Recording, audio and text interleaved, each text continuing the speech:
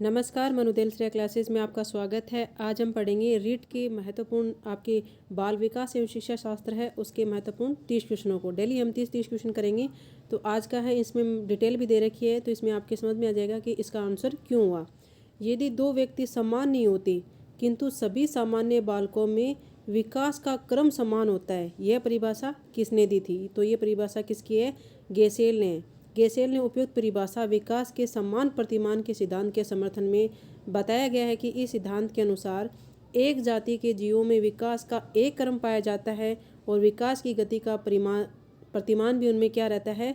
समान रहता है। तो यदि दो व्यक्ति समान नहीं होते किंतु सभी सामान्य बालकों में जो विकास का जो क्रम होता है, इसमें क्या दे रखा है? सामान्य बालक, यानी बालक जो सामान्य है उन सब का क्या होता है? विकास क्रम समान होता है। तो ये परिभाषा किसने दी है? गेसेल ने दी है। नेक्स्ट आता है कि किशोरावस्था में बच्चे किस प्रकार की समस्या का सामना करते हैं। तो कौन सी अवस्था पूछी है? किशोरावस्था। तो किशोरावस्था में शारीरिक एवं मानसिक परिवर्तन से समायोजन करना, अपने साथियों से समायोजन करना, अपने माता पिता से समायोजन करना, या फिर पढ़ाई संबंधी समायोजन करना। तो सबसे महत्वपूर्ण इसमें है कि किशोरावस्था में बच्चे किस प्रकार की समस्या का सामना करते हैं।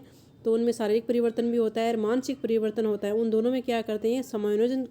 समायोजन करने का प्रयास करते हैं। तो इसमें ए वाला शारीरिक व मानसिक परिवर्तन से समायोजन करना ही किशोरावस्था में बच्चे के लिए महत्वपूर्ण समस्या मानी जाती है।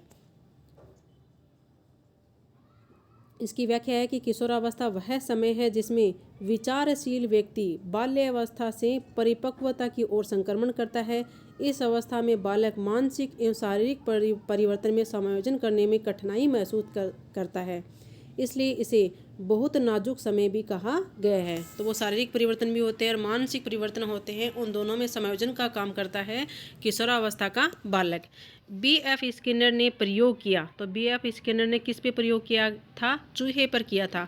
इसकी व्याख्या देखते हैं। तो अमेरिका निवासी B.F. स्किनर ने 1938 में सक्रिय अनुबंध सिद्धांत का प्रतिपादन किया और इसका स्किनर ने चूहे तथा कबूतर पर प्रयोग किया था। अगर चूहे की जगह कबूतर आ जाता तो कबूतर आपका करना था, क्योंकि B.F. स्किनर ने दो पे प्रयोग किया था, चूहे और कबूतर पे। 1938 में सक्रिय अनुबंधन सिद्धांत भी दिया था। इस अवस्था में बालकों में नई खोज करने की और घूमने की प्रवृत्ति बहुत अधिक बढ़ जाती है। तो कौन सी अवस्था में? उत्तर बाल्यकाल में। उत्तर बाल्यकाल में नई खोज करने और घूमने की प्रवृत्ति बच्चे में बढ़ जाती है। तो वो कौन सी अवस्था होती है? उत्तर बाल्यकाल होती है। नेक्स्ट आता है इसकी व्याख्या कि 6 से 12 वर्ष की अवस्था को बाल्यावस्था के नाम से जाना जाता है। तो 6 से 12 वर्ष की उम्र कौन सी होगी? बाल्यावस्था। मनोवैज्ञानिकों ने बाल्यावस्था को 3 भागों में बांटा है। पहला पूर्ण बाल्यावस्था, दूसरा मध्य बाल्यावस्था और तीसरा कौन सा है? उत्तर बाल्यावस्था। पूर्ण बाल्यावस्था 6 से 8 वर्ष की, मध्य बाल्यावस्था 8 से 10 वर्ष की और उत्तर बाल्यावस्था कौन सी होती है? 10 से 12 वर्ष की, जिसमें बच्चा क्या करता है? खोज करना और घूमने को अधिक जिज्ञासु रहता है। इस अवस्था में बालक बहुर्मुखी होने लगता है। जो उत्तर बाल्यावस्था है उसमें बच्चा क्या होने लग जाता है? बहिर्मुखी। मूल्यांकन प्रक्रिया के 3 महत्वपूर्ण बिंदु कौन से हैं? मूल्यांकन प्रक्रिया के पूछे हैं। तो उद्देश्य, अधिगम, अनुभव एवं मूल्यांकन के उपकरण। छात्र, अध्यापक व उद्देश्य, छात्र, समाज, अधिगम के अनुभव, या फिर छात्र, परीक्षा व परिणाम। तो मूल्यांकन प्रक्रिया के 3 महत्वपूर्ण बिंदु हैं। उद्देश्य होता है, अधिगम के अनुभव, और फिर मूल्यांकन के उपकरण क्या होते हैं वो। इसकी व्याख्या देखते हैं कि मूल्यांकन शिक्षण अधिगम प्रक्रिया का ऐसा सोपान है जिसमें शिक्षक यह सुनिश्चित करता है कि शिक्षण उद्देश्यों की प्राप्ति किस सीमा तक हुई है, उद्देश्य प्राप्त करने की विधि या प्रविधि कितनी प्रभावी रही है, या अधिगम अनुभव कितने प्रभाव उत्पाद दे रहा है। तो ये सभी तीनों चीज़ों का ध्यान दिया जाता है। तो उद्देश्य, अधिगम, अनुभव, मूल्यांकन, विधि या उपकरण, तो ये 3 घटक होते हैं।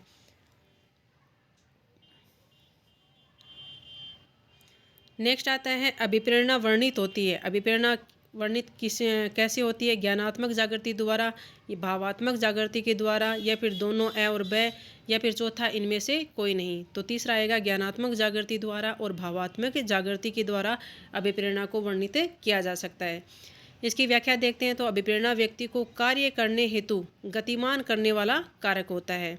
अभिप्रेरणा व्यक्ति के व्यवहार को नियंत्रित, परिवर्तित और दिशा निर्देशित करने में महत्वपूर्ण भूमिका निभाती है। अभिप्रेरणा को अधिगम का राजमार्ग, अधिगम का मुख्य कारक और अनिवार्य स्थिति आदि नामों से भी जाना जाता है। तो अधिगम का राजमार्ग क्या है? अभिप्रेरणा है। अधिगम का मुख्य कारक भी अभिप्रेरणा है। अनिवार्य स्थिति भी क्या है? अभिप्रेरणा है। नहीं, अभिप्रेरणा ज्ञानात्मक जागृति भी है और भावात्मक जागृति भी है अभिप्रेरणा। शैशव अवस्था की विशेषता नहीं है पूछा इसमें, तो शारीरिक विकास की तीव्रता, दूसरों पर निर्भरता होती है, नैतिकता का होना। तो शैशव अवस्था में बच्चा नैतिक नहीं होता है, तो नैतिकता नहीं होती है उसमें, तो यही होगा। इनमें से 5 वर्ष तक के आयु काल को शैशव अवस्था कहा जाता है। इस अवस्था के प्रथम 3 वर्षों में शिशु का शारीरिक विकास तीव्र गति से होता है। नैतिकता का विकास बाल्यावस्था में दिखाई देता है। तो शैशव अवस्था में बच्चे में नैतिक विकास नहीं पाया जाता है। मानसिक विकास की तीव्रता भी होती है, बच्चा दूसरे पर भी निर्भर रहता है। शारीरिक विकास की तीव्रता भी इसमें देखी जाती है। सतत एवं व्यापक मूल्यांकन से तात्पर्य क्या होता है? सतत और व्यापक मूल्यांकन, तो नियमित रूप से मासिक परीक्षा लेना, सीखने की प्रक्रिया के दौरान शैक्षिक एवं सह-शैक्षिक क्षेत्रों को नियमित रूप से आंकलित करना, अंक ग्रेड प्रदान करना या फिर उपरोक्त सभी। तो इसमें दूसरा होगा सतत एवं व्यापक मूल्यांकन से तात्पर्य। यदि आपकी कक्षा में कोई बच्चा अधिगम अक्षम हो तो आप क्या करेंगे? लर्निंग में उसकी अक्षमता है तो उसे आप क्या करोगे? तो उसकी और कोई ध्यान नहीं देंगे। उसकी अक्षमता किस प्रकार की है यह जानकर उसको सिखाने का प्रयास करेंगे, यानी निदान करेंगे आप, निदान प्रक्रिया इसमें। तो यही राइट आंसर है। यदि आप किसी कक्षा में कोई बच्चा अधिगम में अक्षम हो तो आप क्या करेंगे? उसकी अक्षमता किस प्रकार की है यह जानकर उसको सिखाने का प्रयास करेंगे। उसकी अतिरिक्त कक्षा लेंगे, ये भी कोई औचित्यपूर्ण काम नहीं है। उसकी बैठक व्यवस्था कक्षा के बुद्धिमान बच्चों के साथ करेंगे, ये भी नहीं है। तो इसमें राइट आंसर यही होगा, उसकी अक्षमता किस प्रकार की है यह जानकर उसको सिखाने का हम क्या करेंगे? प्रयास करेंगे।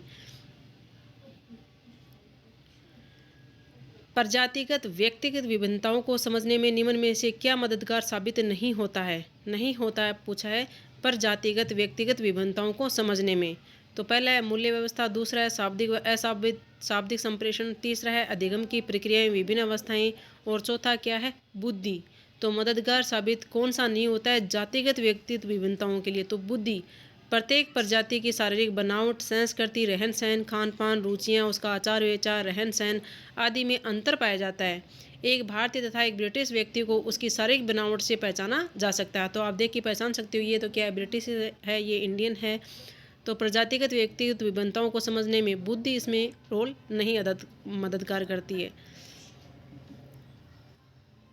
16 PF का प्रयोग किसे मापन हेतु किया जाता है? तो व्यक्तित्व के मापन के लिए 16 PF का प्रयोग किया जाता है। इस परीक्षण का निर्माण केटल के द्वारा किया गया था और इस परीक्षण के अंतर्गत 17 वर्ष से अधिक आयु वाले व्यक्तियों के 16 शील गुणों को मापा जाता है। 17 से अधिक आयु वाले व्यक्तियों के कौन से गुण मापे जाते हैं? 16 शील गुणों को मापा जाता है, इसलिए इसे क्या कहा जाता है? 16 PF कहा जाता है। ये 16 निम्न में से वह गुण जो सृजनात्मकता से संबंधित नहीं है। सृजनात्मकता से संबंधित कौन सा नहीं है? मौलिकता होती है, परवाह भी होता है, मितव्ययिता तो सृजनात्मकता की नहीं होती, बाकी उपयोगिता भी होती है। तो सृजनात्मकता मुख्यतः नवीन रचना या उत्पादन में होती है। इनमें मौलिकता भी होती है, उपयोगिता भी होनी चाहिए तथा परवाह का गुण भी पाया जाता है। बुद्धि का तरल मोज़ेक मॉडल किसने दिया था? तो बुद्धि का तरल मोज़ेक मॉडल दिया था केटल ने। RB केटल ने बुद्धि के तरल ठोस सिद्धांत का प्रतिपादन किया, जिसके अनुसार बुद्धि के 2 महत्वपूर्ण तत्व होते हैं। एक तो तरल बुद्धि होती है केटल के अनुसार, और दूसरी कौन सी होती है? ठोस बुद्धि होती है। इस मॉडल के अनुसार व्यक्ति में सोचने या तर्क करने की जन्मजात शक्ति पाई जाती है। इसमें क्या कहा है केटल ने कि व्यक्ति में सोचने और तर्क करने की क्या पाई जाती है? जन्मजात शक्ति पाई जाती है। अधिगम को प्रभावित करने वाला व्यक्तिगत कारक है, तो कौन सा अधिगम को प्रभावित करने वाला व्यक्तिगत कारक है? संचार के साधन, समवयस्क समूह, अध्यापक। तो व्यक्तिगत पूछा है तो परिपक्वता एवं आयु। अधिगम प्रक्रिया में अनेक ऐसे कारक हैं जो अधिगम को प्रभावी बनाने में सहायक हैं, और कुछ कारक अधिगम में बाधा भी पहुंचाते हैं। परिपक्वता व आयु अधिगम को प्रभावित करने वाला व्यक्तिगत कारक है। कोई बालक बौद्धिक रूप से जल्दी परिपक्व हो जाता है, तो कोई व्यक्ति क्या होता है? देर से परिपक्व होता है। नेक्स्ट आता है कि एक क्रिकेट खिलाड़ी अपनी गेंदबाजी के कौशल को विकसित कर लेता है। पर यह उसके बल्लेबाजी के कौशल को प्रभावित नहीं करता है। इसे क्या कहते हैं? इसे क्या कहेंगे? शून्य प्रशिक्षण अंतरण। विद्यात्मक प्रशिक्षण अंतरण, निषेधात्मक प्रशिक्षण अंतरण, शून्य प्रशिक्षण अंतरण। क्योंकि उसने गेंदबाजी को, बल्लेबाज तो था ही वो, गेंदबाजी उसने और सीख ली तो उसके कौशलों में विकास ही हुआ है, वो एक दूसरे को प्रभावित नहीं कर रहे, तो वो क्या कहलाएगा? शून्य प्रशिक्षण अंतरण। जब एक सीखा हुआ ज्ञान न तो दूसरे ज्ञान में कोई मदद करता है और न ही बाधा करता है, तो इस आशय को क्या कहेंगे? शून्य अंतरण कहते हैं। अधिगम स्थानांतरण 3 प्रकार का होता है। एक तो विद्यात्मक प्रशिक्षण अंतरण, दूसरा होता है निषेधात्मक प्रशिक्षण अंतरण, और तो तीसरा कौन सा होता है? शून्य प्रशिक्षण अंतरण। नेक्स्ट आपका क्वेश्चन आता है कि निम्न में से कौन सा कारक स्मृति से संबंधित नहीं है? पहचान, धारण, पुनःस्मरण, अनुभूति। तो आपका अनुभूति नहीं है, बाकी धारण, पहचान, पुनःस्मरण ये सभी क्या होते हैं? स्मृति से संबंधित हैं। स्मृति क्या होती है? एक मानसिक प्रक्रिया होती है जिसका आधार होता है अर्जित अनुभव।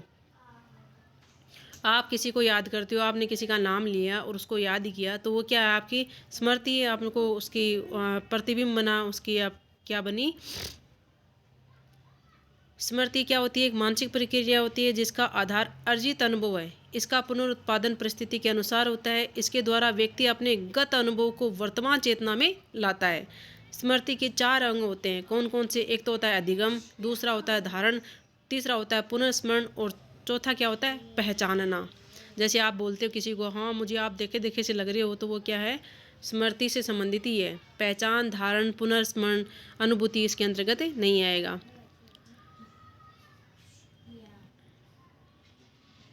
नेक्स्ट आता है कि योगात्मक मूल्यांकन का उद्देश्य क्या होता है? योगात्मक मूल्यांकन का उद्देश्य तो यह समय विशेष एवं विभिन्न कार्यों पर एक विद्यार्थी ने कितना अच्छा निष्पादित किया का पता लगाना है।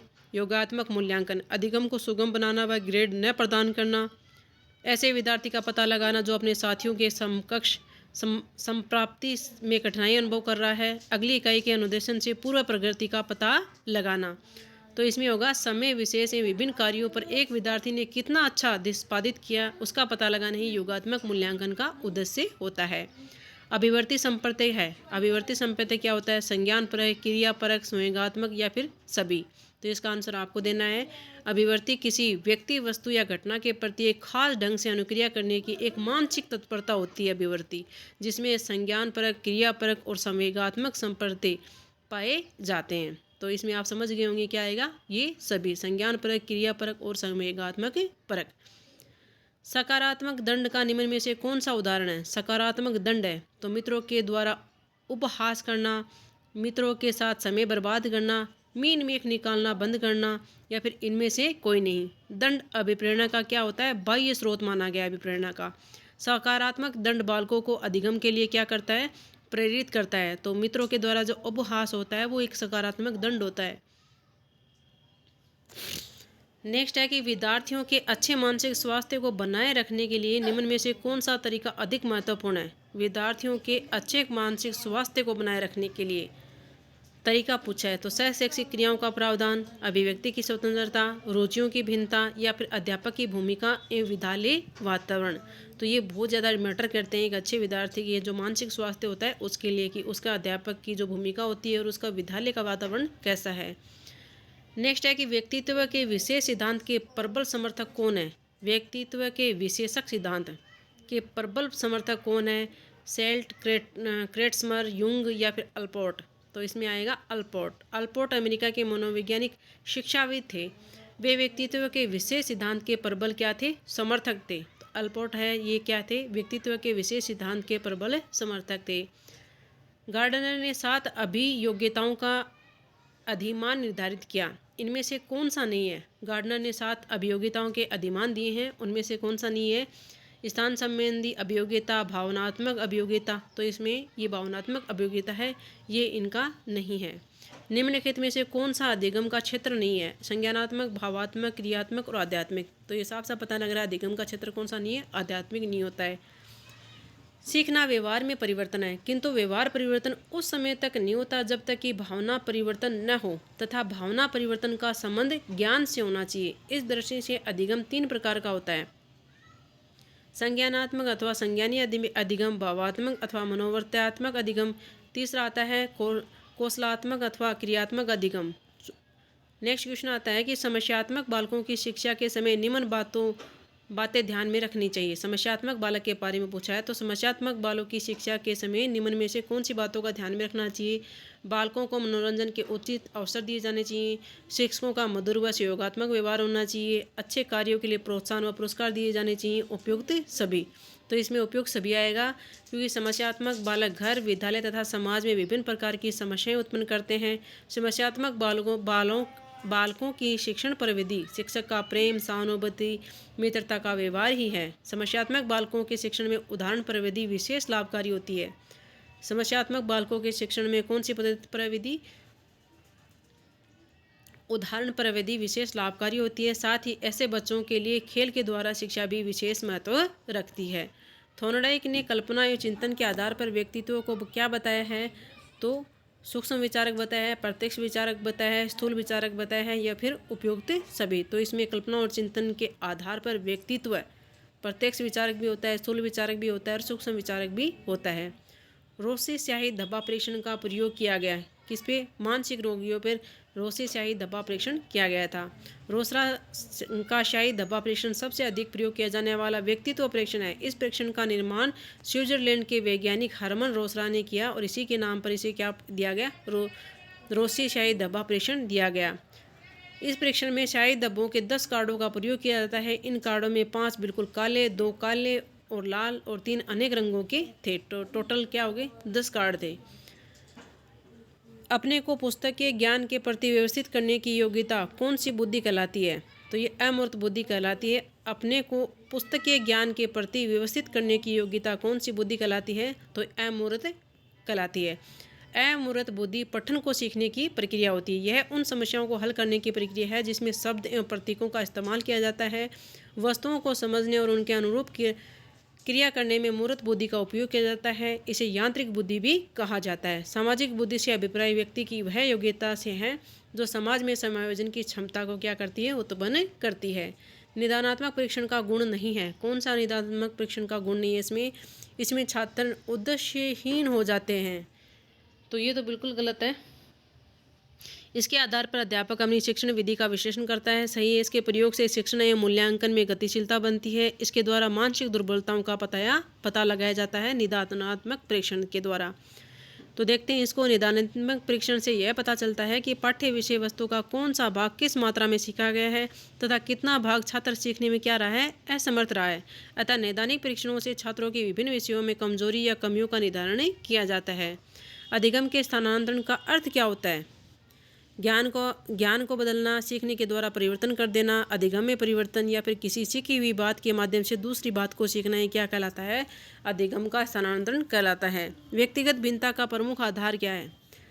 अधिगम, रुचि, लिंग भेद, ये सभी क्या हैं? व्यक्तिगत भिन्नता का प्रमुख आधार होते हैं। रुचि के आधार पर, अधिगम के आधार पर, लिंग भेद के आधार पर, ये से हैं उपयुक्त सभी। तो देखो इसमें व्यक्तिगत विभिन्नता के प्रमुख आधार शारीरिक भी होते हैं, मानसिक होते हैं, रुचिक, अधिगम, व्यक्तित्व, स्वभाव, लिंग भेद, अभिरुचि, ये सभी क्या है? बुद्धि के भिन्नता के, व्यक्तिगत भिन्नता के प्रमुख आधार होते हैं। बाकी के क्वेश्चन हम देखेंगे नेक्स्ट वीडियो में। Okay, thank you for watching my video.